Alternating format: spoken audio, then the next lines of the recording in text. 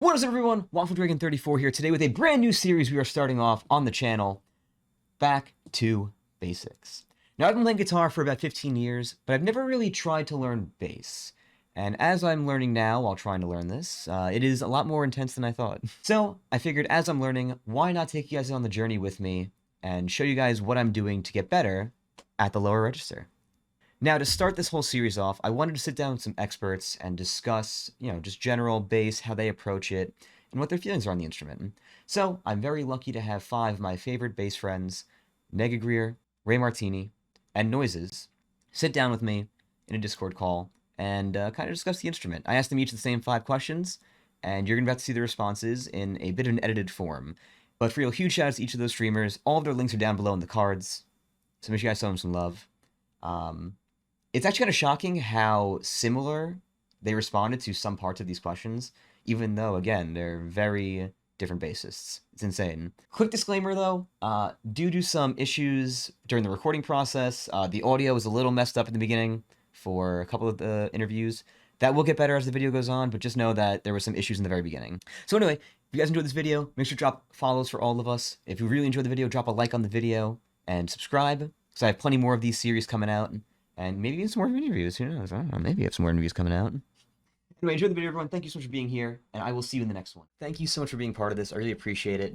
Why don't you give everyone a little introduction, who you are, where they could find you, what you do. Well, I go by Nega Greer on Twitch and YouTube and Instagram and stuff like that. But people just call me Greer.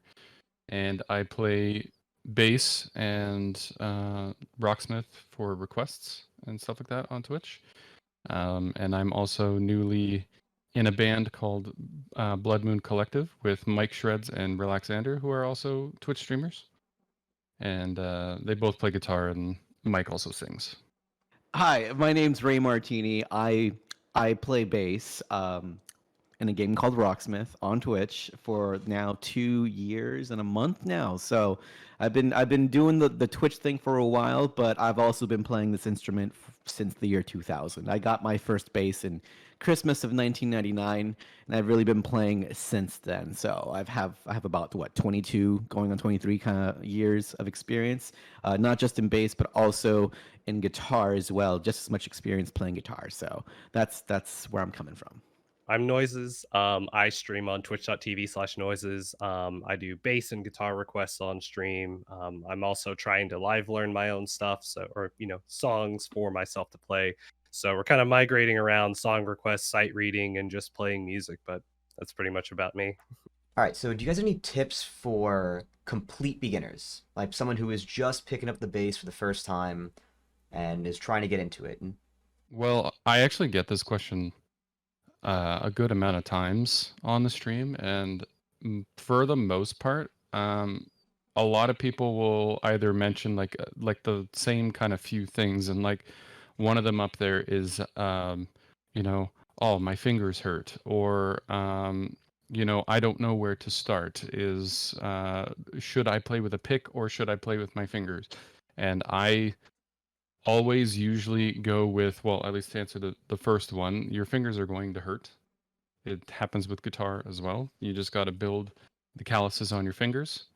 And then as far as like whether you should play fingerstyle or pick, I'm one of the people that dislikes the whole argument that bassists shouldn't even go near a pick. I feel like both have great like places for bass. It just depends on the kind of tone you want to go for. Whether starting for one or the other is entirely up to you. And yeah, just keep at it and practice, because that's the only way you're going to get better, is keep playing. I played for almost roughly around like 17 years now, and like I've had a couple breaks here and there, but I've at least learned that if I just didn't continue, I wouldn't be where I am now. I would not recommend a beginner throw yourself into the meat grinder of trying to learn solos, because that's what I did. I remember I tried to play all the new metal, but it was all low tuning that I couldn't do. So I was just like really frustrated with it. It wasn't getting anywhere as a player. So I moved to a different school, and over that summer, I saw this video. I forget. I think like I was like browsing some internet forums, and I heard people talking about a bassist, and his name was Stu Ham. He played bass for this guy named Joe Satriani. And there was a lot of buzz at the time because at the time this album just came out. Satriani just went on tour for this album called Live in San Francisco. It's like a DVD. And on that song, or on that set, Satriani has a song called Love Thang. In the live set, towards the end of the song, I believe, Satriani kind of like lets the bassist take the stage and do his solo, and I heard the most beautiful sounding solo. I've never seen or heard a bassist play the bass like that. This man was using 4-string chords. It was amazing. It was amazing. So when I saw that at the age of 13, going on 14, I was like, I want to learn that. And the thing about those chords is that they're so technical and advanced. I didn't know why they sounded the way they sound. Not until many decades later did I figure out, oh, this is what he was doing, and this is why it sounds the way it sounds. I just learned the tabs and went, you know? And the second part of that solo is a double-handed tapping Beethoven adaptation on bass. And as a 14-year-old, I was like, I want to learn that. So I did. And I learned it. And I didn't know why I was doing what I was doing. I didn't know anything. So, like, definitely do not do what I did. Do not go and throw yourself to the shred grinder and learn stuff just to learn it, like not knowing why things are the way they are, or you know what I mean? So, like, that approach can immediately like backfire. It can unmotivate you. It can seem too intimidating. You can really go in over your head. Absolutely start with the easy stuff. You know, there's no glory in being able to play all the technical stuff if you can't play 3 notes in a simple 4/4 beat at a slow tempo. If you can't master that first, then why are you going 65 miles an hour going shred? So that's my advice to a beginner: is start and stay with the fundamentals as long as you need to. Obviously, once you nail the fundamentals down, graduate yourself to the next level, you know, and you know everybody has a different idea of what the next level is. But as a bassist, if you're coming to the bassist from a perspective of a lead guitarist, that is the wrong way to think about it. The bassist definitely has a role to play in the rhythm section. You want to learn as a bassist from the get-go as a foundation. You want to learn how to create space so that the other instrumentalists can fit within the mix. That way you're not competing for each other, you know, against each other for sound, you know, on the board. So that's one of the fundamental things. I think it's unspoken about like what exactly the best bass sound is in a band setting. But yeah, definitely don't approach bass like a lead guitarist. I mean, you can totally approach it like a lead guitarist. There are definitely bassists that can shred, and I've played them all. But again, going back to the idea of misconceptions, is like nobody wants to play bass because all you do is just play the root notes. Well, there's a time and place for everything, and there's absolutely a time and place for just the root notes. But if you can learn your way around the neck, you can find melodies and harmonies that accentuate what is going on at the forefront of a song. That is the pinnacle of being like a good basis, is knowing your place and knowing where you can add to the point that you're not saturating the mix. So that's my advice. Start and stay with the fundamentals and slowly graduate yourself over time. I guess rule 0 is like if you're going to pick up any sort of instrument, have an idea of the instrument in choice. So, you know, I've always just kind of bought instruments because I didn't really I've liked like varieties of music in the past. So it's pretty hard to pin down like what instrument I'd want to play. But what I wound up learning over time is, you know, the instrument you have is such a huge part of the tone that you have, right? So I had a buddy of mine come up and he was like, "Hey, what kind of bass should I get?" I was like, "What kind of bass do the bands that you like, or the bands who play the music that you are going to play eventually like? You know, what are they using? What are they using? What's like, you know, what's Tim from Dance Gavin Dance using? What's you know, Riley from Night Versus using? What are these bands using? Because that's a large part of some of the tone that they get. You know, the style of bass makes a huge difference. The sound that you get out of your amps and stuff. You know, the same thing works with a guitar. Um, you know, people playing strats, you might want to get a strat. If they play a lot of telecasters, get a telecaster, etc. You know, brands can be really useful, but you don't want to spend like 4K on like a Fodera or some custom Kiesel as your first instrument unless you know you're going to put 4K like 4K's worth of work into that instrument, you know? So I would say that's definitely one of the like rule zero. Rule one for at least bass, I would say, yeah, it really the instrument part is a huge deal. The difference with bass compared to guitar is that a lot of bassists don't use like tons of effects, you know, like with guitar you have, you know, your pedal array, you can have a lot of different sounds that you're making with that. With bass for the most part, a lot of that tone is just it's static, you know, you have your clean tone, a drive tone, or some dirty tone, and like a metal tone. That's really all you'll ever have, and that's if you're really playing a variety of sounds, right? um, but the picking your instrument based on what bands have, you know, I think that's a huge deal. P bass sounds different than a J bass, sounds different than, you know, humbuckers. Dingwall sounds completely different than all of that. Vintage basses sound very different also. Um, so I would definitely say that's where I would start as far as like non-practicing goes. If it comes to something like practice, I would say pick a bass that you think you can handle. You know, some people don't have like big hands like me, so a long bass like a 37 scale, probably not the thing to start with. Probably start with like a, you know, a standard bass, some sort of like nice $200 P bass or jazz bass. Um yeah, I think that that's about it, you know. It really does I really do feel like it does come down to the instrument you get, because you have to get something that you're going to want to play. And if you get something that is played by the bands you like to play or played in the genre that you like to play, you're going to pick it up more often. If you pick it up more often, you're going to get better at it. If you get better at it, you're going to like playing it more often. It's a feedback loop. So, like I said, I'm a guitarist, as you guys know, and I'm trying to learn a bit more about the bass. So, do you guys have any recommendations or tips you would give someone like me who's already familiar with a stringed instrument, trying to go to the bass? I'm not super knowledgeable about guitar, but I could definitely say at least that you should definitely approach it differently.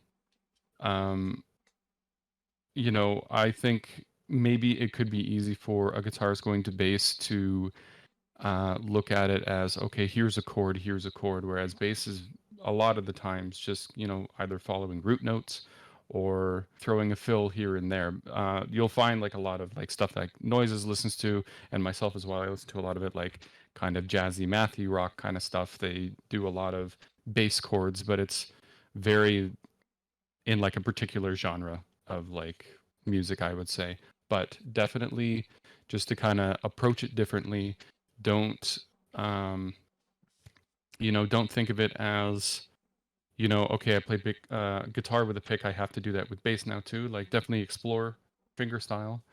I think it's very beneficial. For the longest time when I was learning, I stayed with a pick. I actually stayed with a pick probably about 70% of the time I played bass. Oh, wow. And only in the last like 5 or so years I've gotten better with fingerstyle, and I wish I did that earlier. I wish I did that way earlier because it opens up a lot of just options, I guess. One of my biggest influences is the current bassist of Haken. His name's Connor Green, and that dude. I don't know about every bass guitar he has, but for the most part, what I see with his basses, he has one of those, like, I don't know what you call them, like those pick holder things that are like stick on. Mm-hmm. He has that stuck to the body of his basses, and mid song, he will pick it out, do some stuff, put it back, go to fingerstyle in between songs. I never even thought of that. I would say that as a guitarist, and I mentioned this in my previous response, but as a guitarist, you kind of have expectations. You're conditioned to sort of being at the front, being on top of the mix because you are the melody. You are playing in a lot of cases lead guitarists. I'm talking about lead guitarists specifically. So like if you see a lot of lead guitarists, they want to run up the neck. They want to go above the 12th fret. You know what I mean? So the thing about approaching, you know, bass from a guitarist standpoint is that you have to separate sort of what you've been doing with what you're going to do on bass, because what you do on bass, I've seen it a lot of times. I've seen a lot of guitarists switch to bass and they're playing the notes, like in a Rocksmith stream, for example. They're playing the notes, but it's just like they're just playing the notes. They're not really grooving. You know what I mean? It's a very subtle thing that I think very few musicians can pick up on, but you can tell when someone's not feeling the groove.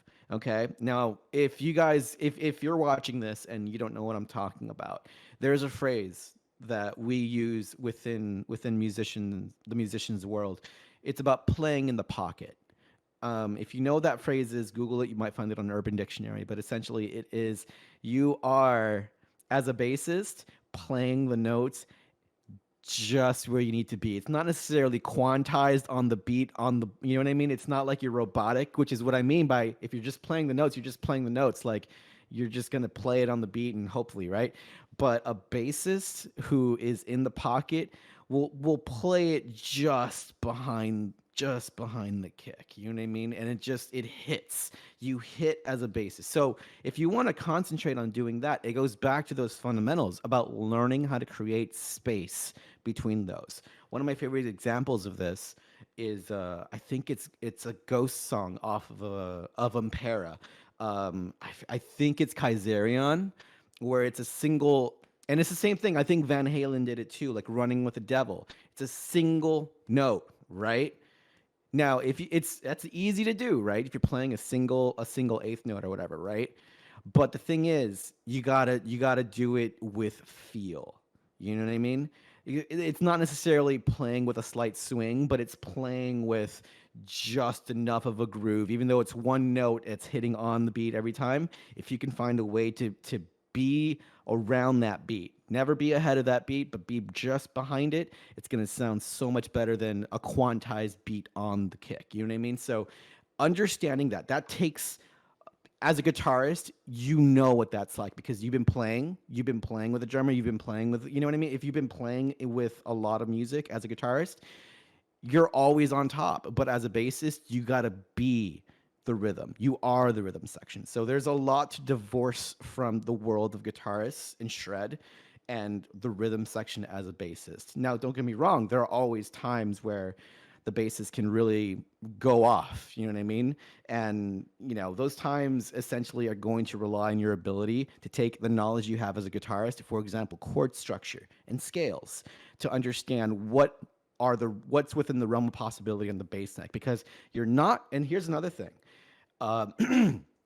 I feel like there are a couple of kinds of bassists. People think of bassists and they come up with sort of like not a template, but sort of a stereotype. You know, don't be the bassist who only plays octaves. Don't be the bassist who only plays root notes. Don't be the bassist who plays exactly what the guitarist is playing. You see what I mean? Those three things are pitfalls for bass playing because if you were doing any one of those three, unless the music calls for it, if that's all you're able to do within those three, you're working against a hard limitation, okay? I would like to go over those three. So, for example, if you're only playing octaves, that's definitely appropriate for like a disco song, a pop song, you know, what have you. But at the end of the day, only playing octaves robs the music of musicality. There's thirds, there's minor thirds, there's the all important fifth. You know what I mean? There's so much that can happen between the octaves. So if you really want to color a song, you want to use more than just black and white. You know what I mean? So that is something to consider, and that knowing your scales is a wonderful way to understand what possibilities lie between one note and the same note 8 degrees up. You know what I mean? So that is something I think you can work around as a limitation. The other is the root note, and that goes again back to just like, for example, playing octaves. You got to know where the possibilities are. So if you're just playing the root note, I remember I played a live gig once, and they told me to learn 40 songs in 3 days, and I was like, sure. And you know, they said, you know, you should be able to handle it. We've seen you on Twitch. We know what you can do. And I was like, okay, well, sight reading and playing on the spot are different things. He's like, yeah, it's a couple notes. Don't worry about it. It's like E, F, and C. You can do it, right? And I was like, yeah, I know those 3 notes, but like, what's the feel of the song? Where, you know what I mean? Where do you want me to like play around? So I get to that rehearsal, and you know, okay, this song is just 2 notes, and I was like, yeah, it's 2 notes, but there's so much more that the song should have in between those two notes. So if you're just playing the root notes, like in that case, it was like a country song, where you go up to the octave and down, I think the sixth and the third back to the root, or something like that. It had a spicy little bit of nuance to it.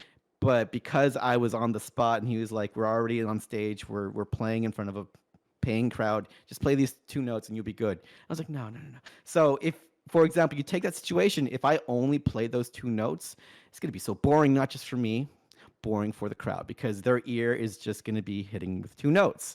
There could be more to it. So if you're only playing root notes, if the music calls for it, great. But if you're only playing two notes, what that tells me is that you're not taking advantage of some of the other possibilities to really complement the harmony. You can play what the guitarist is playing counterintuitively. You can play something that's contrapositive to what they're playing. And that goes to the last one I said, which is the pitfall of bassists playing exactly what the guitarist is playing. Now that I see a lot of in metal, specifically, like Lamb of God, for example. The bassist is playing exactly the same thing as the rhythm guitarist, and while that's cool, you know, but it's not like, and metalcore, same thing, you know what I mean? But I personally feel that if I'm just playing exactly what the guitarist is playing, it's just not going to sound interesting. It's going to sound like a wall of the same note. Okay, so it's not going to be a diverse kind of mix. So I think, to me, in my ear, after all these decades of playing metal, I mean, I'm wearing a Lamb of God shirt, but like, no disrespect, no shade to them. Like, I love that music. It is what it is. It's appropriate for that. It is literally a wall of the same notes. It's a barrage, right? But at the end of the day, what makes my ear perk up is not the Lamb of God sound, the bass in the Lamb of God. What makes my ear really interested is the bass that leaves room for the guitarist to do what they do, like in a lot of blues, like in a lot of, like, for example, John Mayer, for example. Bassist is not playing John Mayer's licks. You know what I mean? He's doing his own thing. Same thing, like the example I said of Stu Ham and Sach, Satriani. They're doing their own thing. You know what I mean? So, and even within that, the bassist was just not playing root notes. He was going up and down, like basically a scale, tastefully. He just wasn't doing a scale run. He was picking and choosing which notes that accentuate what Satriani was doing. So, like, I learned a lot of that along the way. And as long as if you recognize any one of those limits, those are the ways you can get around it. So that is my advice to a guitarist who's looking to dabble in bass: is don't fall into the pitfalls. Here I am with a 0 at the rule again. Don't feel intimidated if people are like, "Why are you playing with a pick?" I think that it's perfectly reasonable to go from a bass to a guitar, or guitar to a bass, and play pick bass. I think that's fine. You might need to get different picks. Like, I've played mediums for a while, and then I started playing bass, and all my mediums started to bend. So you definitely have to, have the right picks for it. Heavies, or 1 millimeters are probably going to be fine.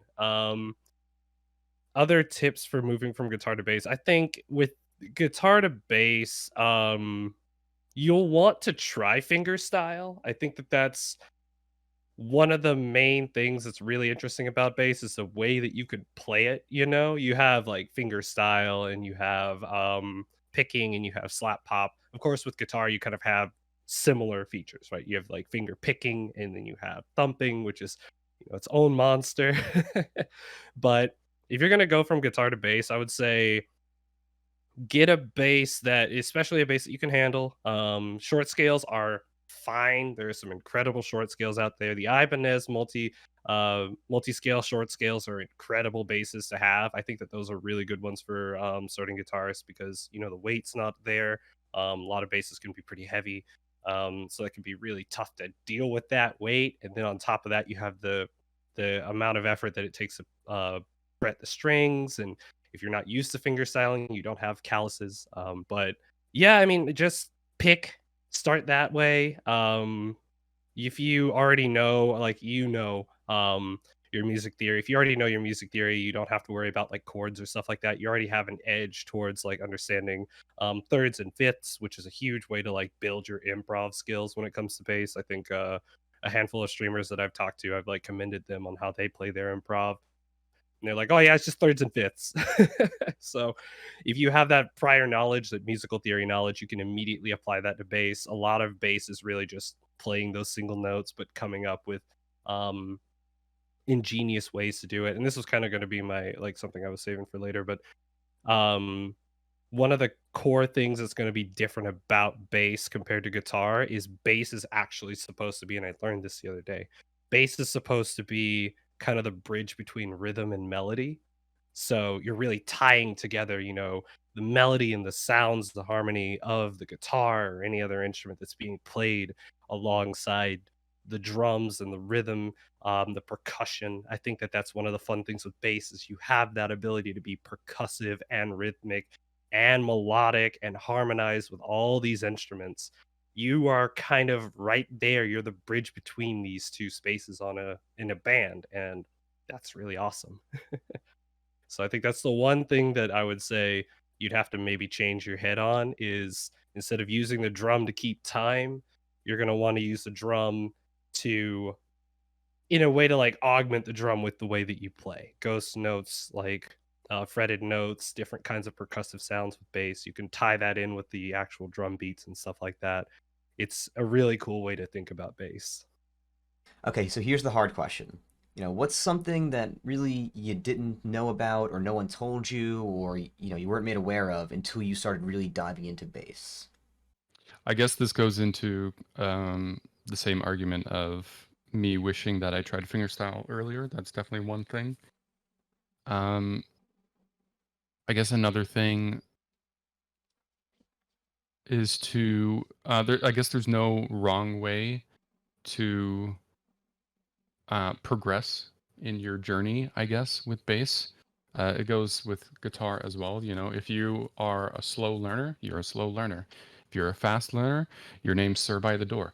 If um, you know what I mean. So I wish that I guess I wasn't so heavy on myself for a lot of the first couple years of learning. When I was learning bass, I stuck with songs that I knew would probably be easy and songs that I enjoyed. I actually grew up like I learning bass. I did not even go near metal for many many years. I learned a lot of the Strokes, Arctic Monkeys at the time because I was very into those bands. I learned some. Um, what else was I learning at the time, man? I guess I learned some metric because Canada. I think I explored Alexis on Fire, tried, but that's like I'm talking like within like the first like 2 years, I would say, of like learning bass. I stuck with very very easy shit, and I actually still remember the one song where I was like, all right, I think I might be able to tackle something heavier. I think I tried learning "Devil in a Midnight Mass" by Billy Talent, and I tried learning "Hysteria" by Muse. There are more people who are self-taught than the people who are formally taught, take band, join the jazz band in high school, go to music school.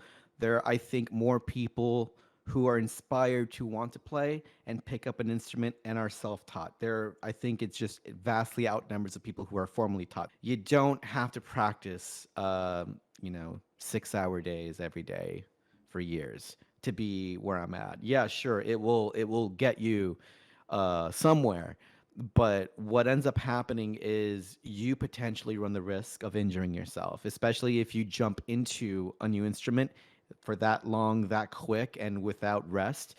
My biggest advice that I wish I could tell, a lot of people is don't, don't go to Instagram, see someone shred the way they shred using that weird technique where it's like fewer frames so that it looks like they're playing faster. It sets an unreal expectation that people take with them to practice, that I gotta be that fast, I gotta be like that, I gotta, you know what I mean? So I feel like if you could just like not not look at those people on Instagram who are, obviously masters at their craft, who have been doing it for decades.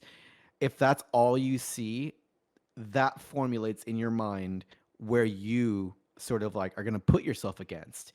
don't compare yourself to people on Instagram who do this as influencers. You know what I mean? Don't look at them and say, "Oh man, if only I can sound like them. They're good. I'm bad." Like if you start doing the comparison thing, that's not a healthy outlook to have as a musician. You want to learn from others. It's okay to be inspired by others, but you never want to put yourself in a position where you're competing against others. And in high school, we were teenagers, and then you can call this the fault of being a teenager, but every time you hear someone else play an instrument, like I remember one of my close friends that I grew up with, he was a shredder. He was exactly the kind of person I told you not to try to start out as. From the get-go, he learned Metallica, everybody does that, right? But that following summer, he just got like he went down the shred rabbit hole. He discovered this website called Chops from Hell, and all he did was study Invig Malmsteen. Now, notice the word I said, study. He literally got all the tabs to all of his solos and would just play them all. He would just play them all. He was like 14 at the time. And then he heard, because I just moved into town, he heard that I played bass. Not only did I play bass, but I could play bass solos. So he immediately was like, this guy needs to play with me. This guy needs to come play bass with me. And sure enough, I did. And he was just like, yeah, let's jam. And we played blues. And we're like, okay, we can jam. So let's shred. So he would tell me what to play. And I wasn't really exploring what I could play. You see what I mean? So that, like, don't let those people who dictate that it's only speed that matters, it's only shred that matters, or it's only what you do on Instagram that matters. That is not a healthy way to look. That honestly, as good as it got my dexterity, because a lot when I started out, like I've been shredding, like my fingers have been going, like I've been doing the shred thing for a long time, but it really set me back because I didn't learn a lot of the fundamentals. I just went fast and didn't look back. So like there was years of undoing that, where I had to, if I wanted to play with others, because not everyone's going to be a Malmsteen metalhead, right? The vast majority of musicians out there are more chill than that. So I had to kind of like acclimate myself to just learning how to play bass in a band or with other musicians who are not shredding. How do I play bass against someone who's doing a 1-4-5 progression? I didn't know. All I knew was to go fast. So it was like Sonic, right? So it took me years to undo that sort of like drilling of, let's just play this Phrygian E flat scale on bass. You're gonna go run up these notes. Just give me a droning E flat, and I'll shred over it. And I was just like done. So there's not much to it. I was playing root notes. I wasn't growing as a musician in that time. You know what I mean? So if I could impart any advice to somebody who is, for example, just starting on bass, if I could tell them something that would have benefited me, it's don't make it a rat race. It's not a competition. You end up falling further behind when you compare yourself to others, especially Instagram influencers or the people with the chops from hell. Don't let them tell you how fast you should be running when you should go your own pace. I would go back to the fact that the bass is supposed to be something that kind of bridges the two worlds, the percussive and the rhythmic world with the harmony. I think that when you play and when you're learning too, you'll start to hear that. You'll start to hear like, I'm going to play this bass note at the same time that the kick happens. Maybe they hit the snare and you're playing some ghost notes or something like that. Um, that's one of those real important things that I feel like if you hear it first, like if you hear it early in your journey, you'll start to pay attention to it more. The drums become less of a 1 and 2 and 3 and 4 and it becomes like I'm paying attention to when the drums are being hit, I'm paying attention to like when I should come in, when I should do my fills, keeping that the rhythm in mind with where's the key, what's going on with the guitars, the keyboard, the I don't know, the hurdy-gurdy, they're out there doing their thing, but you have to harmonize with them, you have to bring it all together, and that's all. I think that that's one of those things that you like, a lot of people will hear, but I just don't know if people hear that when they start, and I would like to, like, stress that you are an important member. It's not just rhythm. You're not just playing root notes, sustains. You're not just hitting only stuff on the E string, although maybe you will. Um, but the way you play bass and how you make it your own, you're just harmonizing what you hear melodically with how what you're feeling rhythmically, and that's what I would say. That's a huge part of bass. All right, and finally, do you have any recommendations for scales or songs or exercises to work on for me that I can kind of use to, get my dexterity up or make this whole journey a little easier? As far as like recommendations, I'd say find a book, find some lesson videos. I'm sure YouTube is a litany of videos. Anything like that, and then songs to start with. Again, like especially when you're starting out, go easy on yourself. Don't. I actually want to try to steer people away from Rocksmith in a way, because I find Rocksmith is definitely a great learning tool, but then in the fine print it says to an extent, because for me, even for me, like right now, I play songs on Rock Band every single day. As soon as that song is over, gone. I don't remember a thing.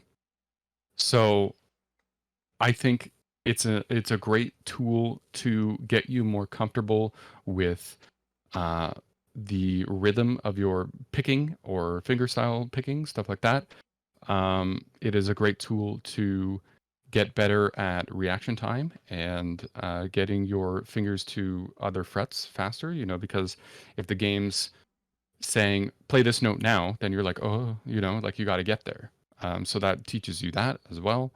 But for learning songs, I find it to be a pretty lackluster tool, and I find finding tabs, Guitar Pro tabs, anything way better, because I'm obviously, because I just joined this band, I'm trying to learn their music because Mike has already like written everything years and years ago, so I'm trying to learn it now. And if these songs were on Rocksmith, I would not retain it as much as I have from learning it on the Guitar Pro tab. Like I'm actually picturing like the frets in my head instead of like, okay, purple string, purple this, or blue this, you know what I mean? So it's a little easier that way to me to stick to tabs if you want to learn songs.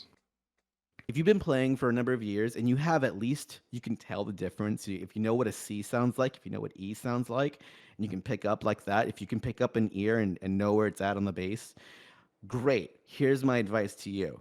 All you need to learn is the major scale and the minor scale. Doesn't matter what key. Does not matter what key. If you can find the root, okay? So I'm turning up my bass here. Let's go ahead and play the C major scale. So as we know, right? That is the major shape. Now let me do the minor shape, C minor. There's a very subtle difference there. And people who can tell the difference between major and minor scales know that there is one half step that's moved over a little bit. So I think it's this one right here.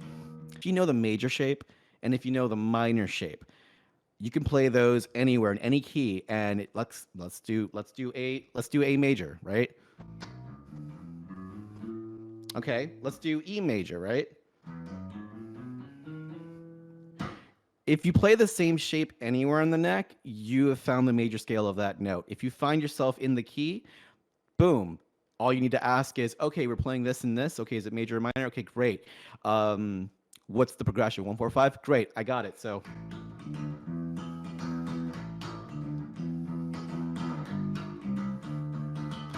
boom, I'm in. There's not much to it. And that is a skill that I learned. It's okay to practice. It's okay to take breaks. It's okay to put it down and come back to it, okay? But at the same time, don't beleaguer yourself learning something that's not going to help you. You see what I mean? Don't go and learn every scale if you're only going to use major and minor in a realistic setting. You know what I mean? So like, it's great to know all that stuff. Great if you want to take a quiz or a test, that's cool. But like in reality, the only test you're going to be given is whether or not you can play. Because the last thing you ever want to do as a musician is play a gig, get an opportunity to play a song that you don't know. The last thing you want to do is go on stage, play a show, play a song, and be on the spot and have to figure it out. The last thing you want to do is give up in the middle of a song. The last thing you want to do is stop playing and stand there like not knowing, like, I don't know what to do. Like, well, why are you here? You know what I mean? So you need to learn how to pick up and how to play. And honestly, practicing stuff that's never going to help you, that's the big that's the waste of time that I'm talking about. That's the practice that you don't want to spend too much time on because you might never use it. It would have been better had you just learned how to groove on your own freestyle with the fundamentals. So that's again my advice to anybody who's just starting out. I wish I could tell myself, you don't need to learn all these crazy scales. You're never going to use them. 20 years later, I still haven't used them. So, you know, focus on the fundamentals, focus on the core things about what makes a bassist great, and try to avoid what I mentioned earlier, the pitfalls. Don't fall into those stereotypes. Don't be known as the bassist who just plays octaves or the bassist who just plays root notes. Learn what you can, but don't overdo it. Don't overlearn. Don't learn things that won't ever serve you just because someone told you to. You know what I mean? Because I've seen a lot of guitar forums. I've seen a lot of bass forums about, oh, this scale is the best scale. It's like a box of crayons. Everyone has their favorite, but like every crayon's gonna, you know what I mean? If you have at least 7 colors, you got everything under the sun, right? But some people will be insistent that, well, you need all 64 colors because you never know. Okay. Am I going to Juilliard? Am I going to college school Berkeley? Like Berkeley School of Music? Like there's not really much need for that unless for very specific instances. So don't burden yourself, don't overwhelm yourself, don't give reasons to stop. Don't give yourself reasons to stop playing. Keep it simple, have fun with it, learn what you want to learn, and have fun doing it. When it stops being fun, maybe you should put it down for like a bit, just a little bit, you know, come back to it when you're ready. This is like one of those style things, right? Where it boils down to you have to play something that you like. Honestly, I really recommend if you're gonna play like any random old band, I really think Arctic Monkeys is a really good start. The reason I say that, they have a very diverse cast of songs. They have a lot of really fast songs that are tremolo-y, like Brian Storm. But then they have like ballads and stuff like that with like Pile Driver Waltz and stuff like that.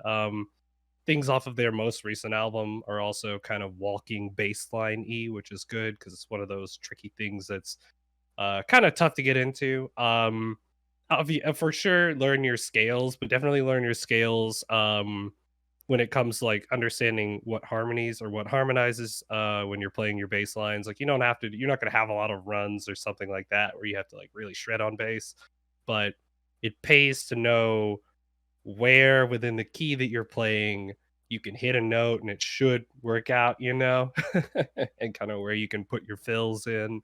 That's pretty important. I would definitely say start with something like Arctic Monkey. Start with something that's diverse enough that you can get fingerstyle work in because you need to get your calluses in. But also just, you know, find what you like. I think people like Family Jewels, for example, their bass lines aren't too crazy. I think that some of them might be, but um I think that as long as you can find something in a genre that you like that's not too difficult, you should be good. And if not, you know, Arctic Monkeys. That's what I got started with anyway.